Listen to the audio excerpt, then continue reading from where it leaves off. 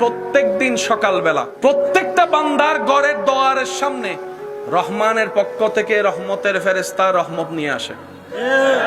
প্রত্যেকটা মানুষের ঘরের দরজায় সে তাকিয়ে থাকে, দাঁড়িয়ে থাকে, কিন্তু আপনি আমি বলেন, আপনি আমি সেই ফেরেশতা দাঁড়ায় থাকতে থাকতে থাকতে এক পর্যায়ে যখন সূর্য উঠে যায়, তখন ফেরেশতা বলে, আল্লাহ কাকে পাঠাইছো রহমত ফ্রি ফ্রি নেওয়ার জন্য? তো কেউ প্রস্তুত। তখন ফেরেশতা বলে, আল্লাহ এখন এই রহমতের ঢালা কি করব? রব বলে যে যা দিয়েছি তো দিয়েছি, আমি আর ফেরত নিই না। আল্লাহ আমি এখন কি করব? রব্বুল আলামিন বলে, সেই রহমতের ডালা তুমি জঙ্গলের মধ্যে গিয়ে ছেড়ে দাও, জঙ্গলের মধ্যে দিয়ে দাও, জঙ্গলের মধ্যে দিয়ে দাও। এবার বুঝতে পেরেছেন, যত্ন নেওয়ার মতো কোনো মানুষ না থাকার পরও জঙ্গলে এত গাছ কোত্থেকে আসলো, এত গাছে ফল কোত্থেকে ধরলো? আপনি আমি সার দিয়েও এত ফল ফলাইতে পারি না, সার দিয়ে এত ফল ফলাইতে পারি না। জঙ্গলের মধ্যে গাছের মধ্যে আল্লাহ প্রদত্ত যত ফল চলে আসে। সুবহানাল্লাহ। কেউ যদি মনে করে আমি অন্যায় করার পরও, 2 নম্বরই কামানোর পরও, অন্যায়ভাবে টাকা কামানোর পরও আমি তো খুব ভালো আছি, আমার তো কোনো অসুখ হয় না, আমার তো কোনো রোগ হয় না, আমার ঘরে অশান্তি হয় না, আমার টাকার কোনো অভাব হয় না। শ্রদ্ধার সাথে বলি, পৃথিবীর বুকে আসমানের নিচে দরার উপরে সবচাইতে বড় দুশমন আল্লাহর, সবচাইতে বড় বাটপার, সবচাইতে জালিম ফেরাউনের জ্বর হওয়া তো দূরের কথা, সর্দি কাশিও কখনো হয় নাই। পক্ষান্তরে আল্লাহর প্রিয় বান্দা আইয়ুব নবীর সারা শরীরে রোগ। যারা জেগে আছেন তারা একটু আওয়াজ দিয়ে বলেন ঠিক কিনা?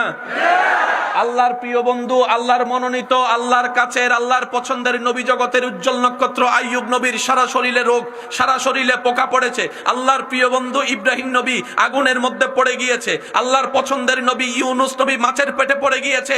ও আমার ইমানদার ভাইয়েরা, সুখে থাকা, টাকায় থাকা, অট্টালিকায় থাকা মানি রবের প্রিয় বান্দা, এটা ডিভাইন করে না, এটা কখনো শনাক্ত হয় না। রবের প্রিয় বান্দা বুঝতে গেলে তাদের লক্ষণ আছে। ওয়াইবাদুর রহমান আল্লাযীনা ইয়ামশুনা আলাল আরদি হাওনান। রবের প্রিয় বান্দা তারাই তো রবের প্রিয় বান্দা, যারা হাজার অহংকার করার সুযোগ থাকার পরও নম্র ভদ্র হয়ে চলে, যাকে কেউ বুকে লাগায় না তাকেও আপন করে বুকে লাগিয়ে নেয়। সুবহানাল্লাহ। 2 নাম্বারই করে চলেন মানে রব আপনার উপর খুশি নয়। রব আপনাকে সুযোগ দিচ্ছে ব্যাক গিয়ার লাগানোর জন্য। আওয়াজ এখনো শুনি না, আরো জোরে বলেন। রব আমাদেরকে সুযোগ দিচ্ছে ব্যাক গিয়ার লাগা। নামাজ পড়স না, নামাজ পড়স না, রিজিক দিচ্ছি ব্যাক গিয়ার লাগা। অন্যের উপর জুলুম করে জায়গা দখল করতেছিস, তার মানে তোকে সুযোগ দিচ্ছি না, ব্যাক গিয়ার লাগা। এই ব্যাক গিয়ার যদি নিঃশ্বাস বন্ধ হওয়ার আগে লাগাতে পারিস, যার হক নষ্ট করেছিস তার থেকে মাপ চাইতে পারিস, আমি গফফার তোকে মাফ করে দিতে রাজি। নাম কয়টা বলেছি? বলেন আর রহমান। সবাই বলতে হবে আর রহমান, আর রহিম। 2টা নাম পেয়ে গেলাম। মুসলমানদের কত বড় সৌভাগ্য, দুটো নামের দয়া মুসলমানের উপর আছে, আপনার উপর, আপনার উপর। এবার বলেন, মানুষের বাংলাতে এটাকে কি বলে? যেটাকে বাংলায় পেট বলে সেটা ইংরেজিতে বলে মাশাআল্লাহ, আরো জোরে বলেন। আর আরবিতে বলা হয় বাতান। আরবিতে বলা হয়, সবাই বলেন, আরবিতে বলা হয়। বাংলায় যেটাকে বলা হয় পেট, ইংরেজিতে বলা হয় বেলি, আর সেটাকে আরবিতে বলা হয় বাতান। কিন্তু যখন আমি আমার মায়ের পেটে, আপনি যখন আপনার মায়ের পেটে গিয়েছেন, সেটা আর বতন থাকে নাই, সেটাকে বলা হয় রেহেম। এখনো শুনি নাই, আরো জোরে বলেন। যারা যারা মাকে ভালোবাসেন আওয়াজ দিয়ে বলেন সুবহানাল্লাহ। এবার বলেন, পুরুষ বেশি সাহসী নাকি নারী বেশি সাহসী? তেলা ফুকা দেখলে লাভ দেয় কে? আরো জোরে। যদি আপনি একটা মহিলা মানুষকে তেলা ফুকা দিয়ে ধরেন, আর অস্ত্র ধরা লাগবে না, সম্পত্তি সব লিখা দিব আপনার নামে।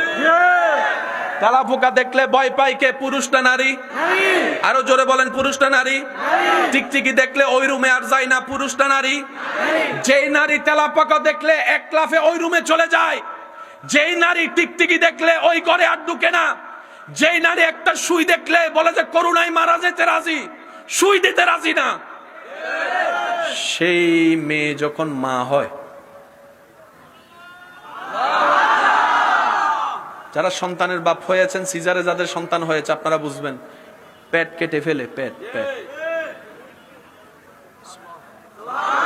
আমি যদি আপনাদেরকে একটু বুঝাতে পারতাম, শুনেন, বমি হওয়া এক রকমের শান্তি, বমি হচ্ছে না শুধু বমির বাপ, মেজাজও ধরে, মনও ধরে। ভালোবাসার মানুষ আইসা যদি বলে আই লাভ ইউ, কয় আই হেট ইউ। কারণ তখন আই লাভ ইউর উত্তর দেওয়ার মতো মন মানসিকতা, ইচ্ছা। এবার আমি বলতে থাকবো, আপনারা একটু বলবেন কষ্টটা কেমন, চিন্তা করবেন। বমি হচ্ছে না, বমির ভাব, বারবার ভাব। ভালো খাবার ঘ্রাণ আসলেই বমি বমি লাগে, মাথা চক্কর দেয়, বসতে পারে না, শুইতে পারে না, উঠতে পারে না। আমার মা যখন আমি পেটে আসছি, আপনি যখন পেটে গেছেন, আপনার মার অবস্থা, আপনার মার অবস্থা, একটু সুবহানাল্লাহ বলতে থাকি না। আমার মার অবস্থা, শুইতে পারে না, বসতে পারে না, দাঁড়াতে পারে না, খাইতে পারে না, গ্রাণ নিতে পারে না। আবার এদিকে সংসারের সব রান্নার কাজ করা লাগছে, কাপড় ধোয়া লাগছে, ঘর মোছা লাগতেছে, পরিষ্কার পরিচ্ছন্ন সব কাজ করা লাগতেছে। কিন্তু আমার মা কখনো আমাকে নিয়ে বিরক্ত হয় নাই। আপনার মা আপনাকে নিয়ে কখনো বিরক্ত বোধ দেখায় নাই, বিরক্ত বোধ দেখায় নাই। সারাদিন কাজ করা মানুষের একটু তো ঘুমের দরকার, এটা নিয়ে তো কারো কোনো দাবি নাই। প্রত্যেকটা মানুষের তো ঘুমানোর অধিকার আছে। কিন্তু আমরা যখন মায়ের পেটে আসছিলাম, রাতে 2টা 3টা বাজে লাথি মেরে মাকে ঘুম থেকে জাগাইয়ে দিয়েছিলাম। আমার মা, আপনার মা, সেই ব্যথা, সেই কষ্ট, যেখানে রাগ হওয়ার কথা, কাঁচা বুক ঘুম ভাঙার কারণে, সেখানে আপনার মা, আমার মা মুস্কি মুস্কি হাসতে শুরু করলেন, মুস্কি মুস্কি হাসতে শুরু করলেন। এক কেমন জানি এক আনন্দ অনুভব করতে লাগলেন। জগৎ জিজ্ঞেস করে, মারে তুই সারাদিন কাজ করে 12টায় ঘুমাতে গেলি, 2টায় তোর চোখ খুলে গেল, বাচ্চা লাথি মেরে, তোর কি একটু রাগ লাগে না? বলে স্বাভাবিক সময় হলে রাখতো, কিন্তু আজকে ব্যথাটাও খুব মজার লাগে, লাথিটাও খুব আনন্দের লাগতেছে, মজা লাগতেছে, আজান্দা লাগতেছে। আমি খাইতে পারি না, মন ভরে অনেক দিন হয়ে গেল, কিন্তু আমার ক্ষুধা লাগে না, আমার দুর্বলতা লাগে না। এবার যখন পেট বড় হয়ে গেল, ভালো করে গোসল করতে পারে না, বাথরুম করতে পারে না, হাঁটতে পারে না, শরীর ভার হয়ে গেল, এর উপরে আবার সংসারের কাজ করা লাগতেছে আমাদের মাদের। কিন্তু মা কখনো বিরক্ত হয় নাই, মা কখনো বিরক্ত হয় নাই। প্রত্যেকটা ব্যথা যেন আনন্দের হয়ে গেল, প্রত্যেকটা কষ্ট যেন সুখের হয়ে গেল। আপনার আমার মা এইরকম কষ্ট সইতে সইতে, এবার মার পেইন ব্যথা যখন উঠলো, হসপিটালে নিয়ে গেল, ডাক্তার চেক আপ করে বলে, না না, এখানে তো বড় ক্রিটিক্যাল সিচুয়েশন দাঁড়িয়েছে। বলে, জিজ্ঞেস করে কি? বলে যে হয়তো মাকে বাঁচানো যাবে, না হয় সন্তানকে বাঁচানো যাবে, দুইজনের একজনকে বাঁচানো যাবে, দুইজনকে একসাথে বাঁচানো যাবে না। স্বামী বলে আমার বউকে বাঁচাও, মা বাবা বলে আমার মেয়েকে বাঁচাও, শ্বশুর শাশুড়ি বলে আমার ছেলের বউকে বাঁচাও, জগৎ বলে মাকে বাঁচাও, মাকে বাঁচাও, মাকে বাঁচাও। কারণ মা থাকলে তো সন্তান আরো আসবে, সন্তান আরো আসবে, সন্তান আরো আসবে, মাকে বাঁচাও। সবাই বলে মাকে বাঁচাও। ডাক্তারের মনে একটা ইচ্ছা জাগলো, মাকেও একবার জিজ্ঞেস করি, সে মাটার রায়টা কি, বক্তব্যটা কি। সবাই বলে মাকে বাঁচাও। মাকে যখন জিজ্ঞেস করা হলো, মা বলে যে আমার স্বামীর কথা শুনেন না, আমার মার কথা শুনেন না, আমার বাবার কথা শুনেন না, আমার শ্বশুর শাশুড়ির কথা শুনেন না, আমার কথাটা শুনেন ডাক্তার। আমি তো দেখেছি দুনিয়াটা কি রঙের, আমার এই বাচ্চাটা এখনো দুনিয়া দেখে নাই, দুনিয়া দেখে নাই, এখনো দুনিয়া দেখে নাই।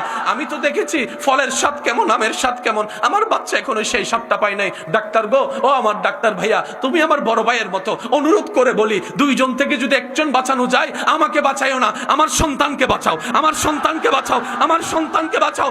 আমি স্বার্থপরের মতো নিজে বাঁচার জন্য সন্তানকে মারতে আমি মা পারবো না, আমি মা পারবো না, আমি মা পারবো না। আমি দরকার হলে মরে যেতে রাজি, আমার সন্তানের মুখে আমি হাসি দেখতে রাজি। ওই মা সন্তানকে রাখলেন কোথায়? রেহেমে। কোথায় রাখলেন? ওই রহমান থেকে রেহেম।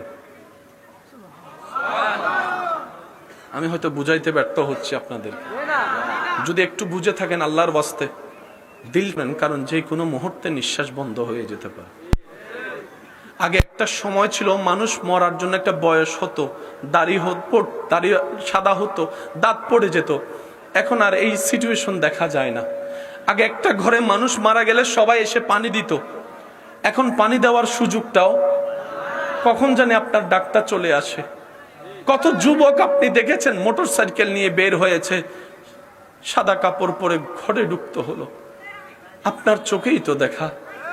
আর কতটুক দেখলে আপনার আমার সেই বুদ্ধিটা জাগবে, আপনি আমি আর কতটুক দেখলে আমাদের দিলটা নরম হবে, আমাদের দুষ্টামি করা বন্ধ হবে, আমাদের বেয়াদবি করা বন্ধ হবে, অশ্লীলতা বন্ধ হবে। কথা বলেন ঠিক কিনা ইমানদার ভাইয়েরা?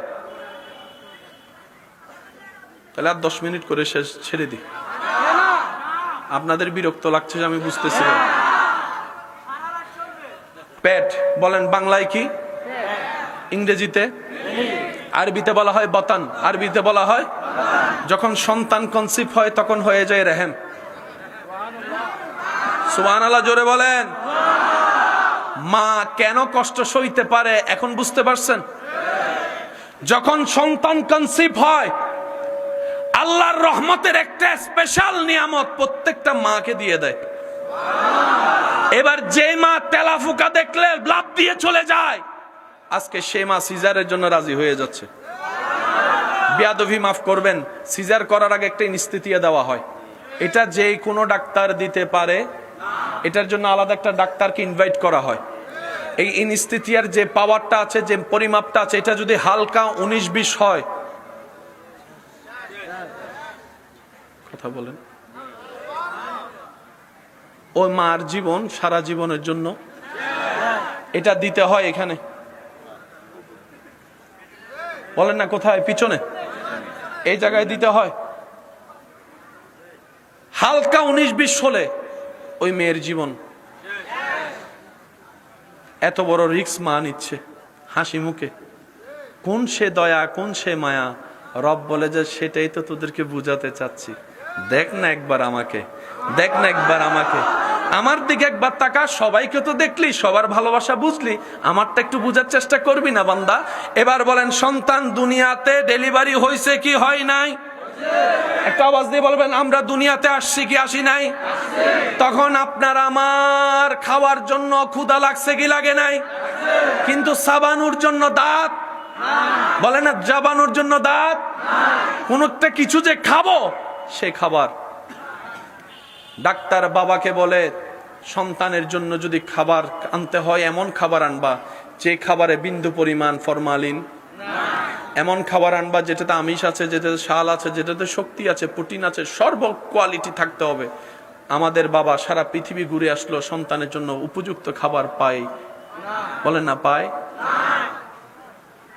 সন্তানের বাবা ঘরে আসার পরে দেখে আমাদের মা আমাদেরকে কোলে নিয়ে,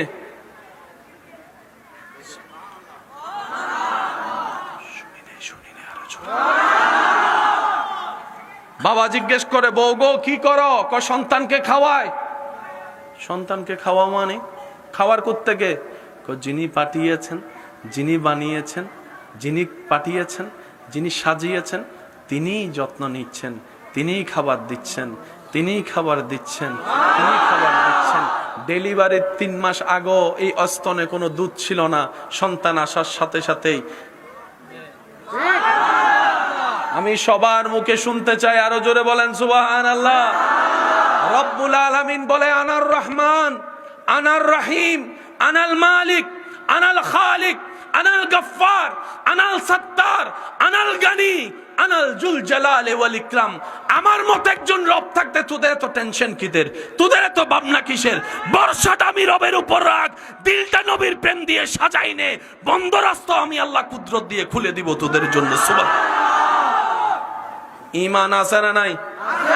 জোরে বলতে হবে যুবকের আওয়াজে, সেই বিশ্বাস আছে না নাই? আরো জোরে বলেন, আছে না নাই? এবার আওয়াজ দিয়ে আমাকে একটু সহযোগিতা করবেন। বাচ্চা মায়ের বুক থেকে দুধ খায় কি খায় না? কয় বছর দুধ থাকে? 2 বছর পরে অটোমেটিক, বলেন অটোমেটিক। বর্তমানের ছেলেরা এত দুর্বল কেন হচ্ছে জানেন? আগের মারা অন্তত 1.5 বছর 2 বছর দুধ খাওয়াইতো, এখন আর ওইরকম করে কেউ দুধ খাওয়ায়, যার কারণে সন্তান এখন বিতর্গতভাবে একদম দুর্বল হয়ে যাচ্ছে। এই যে ছোট্ট ছোট্ট ছেলেদেরও দেখবেন হাঁটুর মধ্যে ক্যালসিয়াম নাই। মনে রাখবেন, আমার মা বোনেরা যদি শুনে থাকেন, আপনি খাওয়ান না খাওয়ান আপনার ব্যাপার, কিন্তু আল্লাহ যেটা দিয়েছেন বুঝে শুনে দিয়েছেন। এবার আওয়াজ দিয়ে বলেন, মায়ের 1 ফোঁটা দুধের সাথে পৃথিবীর কোনো খাবারের তুলনা, শক্তির কোনো তুলনা, প্রোটিনের কোনো তুলনা, ক্যালসিয়ামের কোনো তুলনা। আল্লাহ সেই খাবার দিয়েছেন মায়ের বুকের মধ্যে। আপনারাই তো বলেন, মায়ের 1 ফোঁটা দুধের দাম সারা পৃথিবী বিক্রি করলেও দিতে পারবো। আল্লাহ তাআলা আমাদের সবাইকে একটু বুঝার তৌফিক দান করুন। আমি বুঝতেছি আপনাদের কষ্টগুলা। আল্লাহু আকবার। আচ্ছা তাহলে 5 মিনিট বিরতি দিই। তবে আজকের পরিবেশটা আমার কাছে খুব পছন্দ হয়েছে। কিছু কিছু মানুষের চেহারার মধ্যে আমি জানার তৃষ্ণা খুঁজে পাচ্ছি, রবের প্রেম সাগরে ডুব দেওয়ার একটা আশা দেখতে পাচ্ছি। ওনাদের জন্য দু চার কালিমা বলার চেষ্টা করবো ওলামায়ে কেরামের দোয়া নিয়ে। আপনারা একটু শুনতে রাজি আছেন ইনশাল্লাহ? শুনতে রাজি আছেন ইনশাল্লাহ? বেশিক্ষণ কষ্টের কারণ হবে না, একবার বলেন মারহাবা, আর একটু জোরে বলেন মারহাবা। ইমানদার ভাইয়েরা, আপনারা এখন খোলা আকাশের নিচে বসছেন না? রাত গভীর হচ্ছে না? প্রথম আসমানে নেমে আসবেন কে? নেমে এসে বলবেন যার যা চাওয়ার চাও, আমি আল্লাহ দিতে রাজি।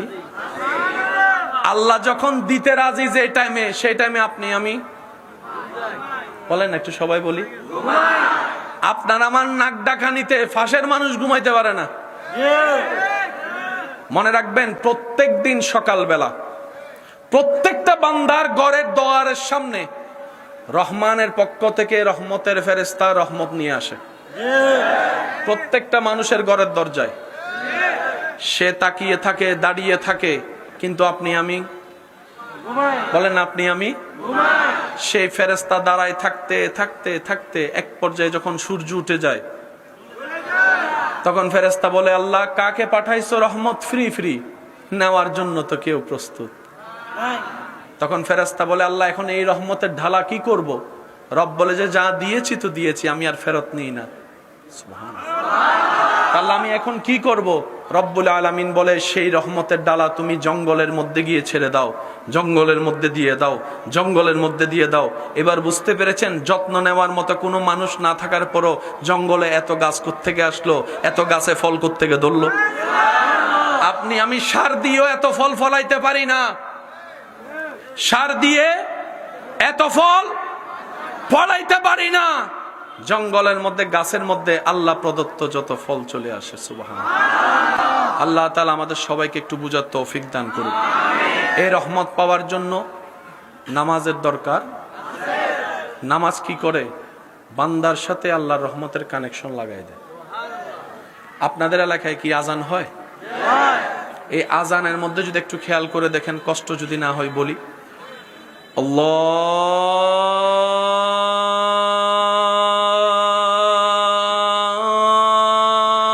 আল্লাহু আকবার, আল্লাহু আকবার। শুরু হয় আল্লাহু আকবার দিয়ে। কার নাম? আজানের শুরু হয় আল্লাহু আকবার, আল্লাহর নাম। এবার আজানের শেষটা দেখেন, লা ইলাহা ইল্লাল্লাহ। শুরুও রবের নামে, শেষও রবের নামে। আর একটু জোরে বলেন। আজকে যাওয়ার পরে এই আজানকে একটু নোট করবেন, পারলে একটু লিখবেন। আপনি দেখবেন এই আজানের ভিতরে মোট 50টা শব্দ আছে।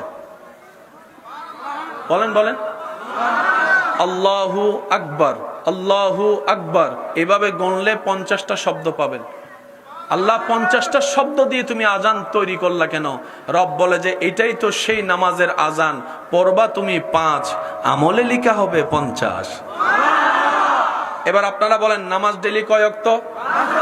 এই 5 ওয়াক্ত নামাজের ভিতর ফরজ নামাজ আছে না নাই? ফজরের ফরজ নামাজ কয় রাকাত? যোহরেরটা কয় রাকাত?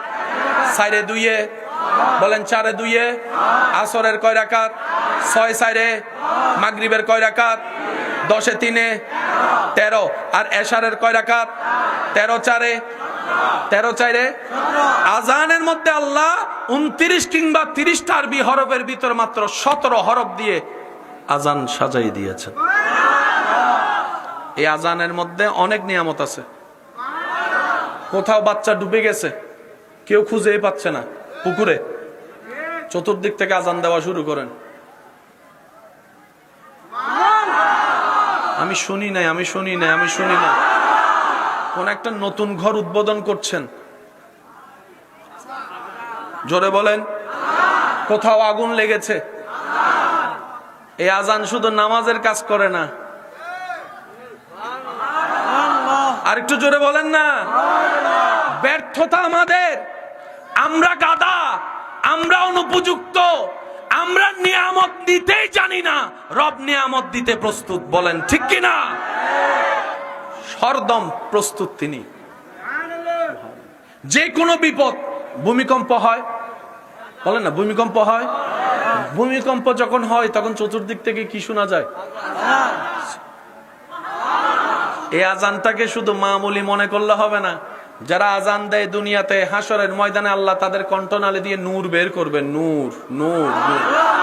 সবাই দেখে বুঝতে পারবে উনি সেই ব্যক্তি যে দুনিয়াতে আজান দিয়ে দিয়ে রবের নামের অ্যালাউন্স করেছিল। সুবহানাল্লাহ। এবার বলেন, চতুর্দিকে আল্লাহর রহমত আছে না নাই? এই আল্লাহর রহমত কেউ দেখেছে? বলেন না ভাইয়া। শেষ ভালো যার সব ভালো তার, জোরে বলেন আল্লাহর রহমত কেউ দেখেছে? আল্লাহর রহমত ছাড়া কেউ নিঃশ্বাস নিতে পারে? এবার সবাই জানে আল্লাহর রহমতের কথা, কিন্তু আকারটা কেমন কেউ কখনো রব্বুল আলামিনকে আমরা বললাম, আল্লাহ তোমার রহমত দেখতে চাই। রব বলে যে ওয়ামা আরসালনাকা ইল্লা রাহমাতাল লিল আলামিন, আমার রহমতের ধরন যদি দেখতে চাও, আমার নবী তোমার নবী রহমতুল লিল আলামিনের চেহারা মোবারক দেখো। নবীকে দেখা মানে আল্লাহর রহমত দেখা। আর একটু জোরে বলা যাবে না? আর একটু জোরে বলেন। জন্ম আমার নবীর যুগে হলে হতো, জন্ম আমার নবীর যুগে হলে দুনয়নে রসূল পাক দেখিলে কেমন হতো। মাশাআল্লাহ। দুনয়নে দেখিলে কেমন হতো, জন্ম আমার নবীর যুগে। উচ্চ আওয়াজ একবার বলেন মারহাবা। আমার যুবক ভাইদের উদ্দেশ্যে দুই একটি কথা। এই দুনিয়াতে যতদিন বাঁচবেন চেষ্টা করবেন বুক ফুলায় মাথা উঁচু করে বাঁচতে। কোথাও মাথা নত করার দরকার, কারণ আপনার সমস্ত চাহিদা পূরণ করতে পারেন যিনি, তিনি কে? দিতে পারেন কে? আপনার ভান্ডার ভরায় দিতে পারেন কে? কারো কাছে তোয়াজ্জমি করার দরকার। দিলটা ইশকে মুস্তাফা, আদবে মুস্তাফা, নবীর প্রেম দ্বারা, আদব দ্বারা ভরপুর রাখবেন। যা চাইবেন রবের কাছে চাইবেন, ইনশাআল্লাহ। জোরে বলেন না ভাইয়া। ছোট্ট ছোট্ট পিঁপড়াকে কে খাওয়ায়? গাছের ঢালে পাখি বসায়, সেই পাখিকে কে খাওয়ায়? সবাইকে খাওয়ায় কে? উনি কি আপনাকে খাওয়াইতে পারবে না? সুতরাং কোথাও গিয়ে নিজের ইজ্জত আত্মসম্মান বিলীন করার কোনো দরকার নাই। রবের উপর ভরসা রেখে চলতে থাকেন, বন্ধ রাস্তাও আপনার রব খুলে দিবেন, দিবেন, দিবেন। এটাই রবের ওয়াদা। একটু পরীক্ষা তো নিবে, একটু বাজাই তো দেখবে, একটু কষ্ট তো দিবে, কারণ প্রেমিক হচ্ছেন কিনা সেটাও তো দেখার দরকার। এক নাম্বার কথা। দ্বিতীয় নাম্বার কথা, অনুমতি আছে বলবো ইনশাল্লাহ? বলবো ইনশাল্লাহ। দুনিয়াতে যতদিন বাঁচবেন দিয়ে যাবেন বিসমিল্লাহ। যা আছে যতটুকু আছে, কিচ্ছু দিতে না পারেন অন্তত একটু মুস্কি হাসি দিয়ে কথা বলবেন। এই মুস্কি হাসি দিয়ে কথা বলা, এটাও সদকায়ে জারিয়া। টেবিলে বসেছেন, পানি আছে, অন্যজন পানি চাচ্ছে, আপনি শুধু কষ্ট করে পানিটা একটু নিয়ে দেন ওনাকে, এই সওয়াব আপনার রব আপনাকে দান করবেন। নামাজের টাইম খুঁজে খুঁজে বের করে নিবেন, হাজার ব্যস্ততার ভিতরে নামাজের টাইমটা বের করবেন। আমাদের কাজ হচ্ছে দুনিয়াতে রবকে স্মরণ রাখা, হাসরে রব্বুল আলামিন আমাদেরকে স্মরণ রাখবেন। যারা দুনিয়াতে রবকে ভুলে না, হাসরের ময়দানে রব্বুল আলামিনও তাদেরকে কখনো ভুলবে? বলেন না ভুলবে? এই যে একটা কানেকশন নামাজ, সেজন্য সিজদায় গেলে মানুষ হারিয়ে যায়। সিজদা থেকে মাথা তুলতে ইচ্ছা করে না, কপালটা জমিনে লেগে থাকে। সুবহান রাব্বিয়াল আলা বলে রবের প্রশংসা করতে থাকে। বলেন না সুবহানাল্লাহ। এটা দিয়ে জীবন নষ্ট করেন না ভাই। এটা এখন তো রাগ করে ফেলবেন, তারপরও তো বলি একটু। গেম আছে না, আবার এখানে জুয়া আছে না? জুয়াটা মনে রাখবেন। আপনারা এমন আইসা বলবে যে 1 মাসে তুই লাখপতি, এইটা বইলা নামাইয়া তারপরে আপনার ঋণের মধ্যে বাজাইয়া এবার কত তোর মরা তুই মরগা। কিরে দোস্ত, তোর তো আপন মনে করছিলাম, ভালো মনে করছিলাম, আমারে কেন বাজাই দিলি? আমি একা কেন জ্বলতাম, তুইও জ্বল। এরকম কিছু আছে না নাই? জোরে বলেন আছে না নাই? কোন রকম মোবাইলের অনলাইনের জুয়ার মধ্যে যাওয়া যাবে, কারণ রিজিকের মালিক কে? আল্লাহ দিবেন আপনাকে, একটু অপেক্ষা করেন। এত তাড়াহুড়া করার দরকার, তাড়াহুড়া করার দরকার। আর জীবনের সবচেয়ে একটা বড় সিদ্ধান্ত হচ্ছে বন্ধু বাছাই করা। বলেন, একটু জোরে বলেন। বেশিরভাগ যুবকের জীবন ধ্বংস হয়ে যাচ্ছে বন্ধু বাছাই ঠিক হয় না। সে একদিন এটা খাইছে, আপনারও ঢুকেছে। সে একদিন বলে এক টান দেয়, আছে না নাই? আছে না নাই? আপনি হুন্ডার প্রতি আকর্ষণ নাই, বউলি আপনি দিতে পারেন না, সে আপনারা নিয়ে বউলি দিয়ে কয় তুই বাপের বেটা হলে তুইও দে। শেষ পর্যন্ত এই বউলি শিখতে যে আপনি হোন্ডা চালান শিখছেন, হোন্ডা চালাতে যায় ট্রাকের নিচে পড়ে আপনি মরে গেছেন, আপনার মা বাবার চোখের পানি বের হয়ে গেছে। আমি কি বুঝাতে পারছি কথা? বন্ধু বাছাই আমাদের সবার সাবধান হওয়ার দরকার আছে না নাই? বন্ধু তো সেই জন যে বলবে যে আমি তোকে দুনিয়াতেও চাই দোস্ত, জান্নাতেও আমি তোকে চাই, জান্নাতেও তোকে চাই। হাসরের ময়দানে বাইচা গেলে অন্তত আমি যেন তোরে দুইটা সওয়াব দিতে পারি। এটা হচ্ছে বন্ধুর কাজ, যে আপনাকে তাহাজ্জুদের জন্য ডাকবে, ফজরের নামাজ একসাথে পড়তে নিয়ে যাবে। আছে না নাই? এরকম বন্ধুর দরকার। রাতের 3টা বাজে যদি আপনি কল দিয়ে বলেন দোস্ত আয়, সে একবারও জিজ্ঞেস করবো না যে কোথায়, আগে বের হয়ে যাবে, তারপরে বলবো যে কোথায় আসবো সেটা কো। আর এখন বন্ধুরে ফোন দিলে কয় I am busy, call me letter. আছে না নাই? আবার অনেক সময় সাইলেন্ট করে রাখে, অনেক সময় কল আসলে দেখেও রিসিভ বলেন না, দেখলেও রিসিভ। যখন তার দরকার হয় আপনারা জ্বালাই ফেলবে, কিন্তু আপনার দরকার হইলে তারা আপনি 5 ব্যাটারি টস দিও খুঁজে। মনে রাখবেন, সবচাইতে বড় বন্ধুকে আপনার জন্য উম্মত হিসাবে আপনার নবী, বান্দা হিসাবে আপনার রব হচ্ছে আপনার সবচাইতে আপন। যদি নিজের পরিবর্তন আনতে চান, নিজের হৃদয়কে শান্তি দিতে চান, অন্তত আজকে থেকে কাজটা করার চেষ্টা করবেন। রাত্রে ঘুমানোর আগে সবাই অজু করে শোয়ার চেষ্টা করবেন। বলেন না ইনশাআল্লাহ? বলি, রাত্রে ঘুমানোর আগে অজু করে শোয়ার চেষ্টা করবেন। নবী রাহমাতুল লিল আলামিন হাদিসে পাকে বলে যে সারা রাত যে অজু করে ঘুমাবে, প্রত্যেকটা নিঃশ্বাস নেওয়া এবং ফেলা সওয়াবের খাতায় লিখে দিবেন কে? আওয়াজ দেন কে? যদি মানুষটার অজু অবস্থায় মৃত্যু হয়, তাহলে তার মৃত্যুটা শহীদি মৃত্যু হিসেবে লেখা হবে। লাভ না লস? দ্বিতীয় নাম্বার, অজু করে শুয়ে সব কাজ শেষ করে আল্লাহর কাছে নিজের গুনার জন্য তওবা করার দরকার। তওবা করবেন নিজের গুনার জন্য। তৃতীয় নম্বর, যারা আপনাকে কষ্ট দিয়েছে আল্লাহর দিকে তাকায় বিনা হিসেবে সবাইকে মাফ করে দিবেন। চতুর্থ নম্বর, নবীজির উপর প্রাণ ভরে দরুদ পড়বেন। কয়টা কাজ বললাম?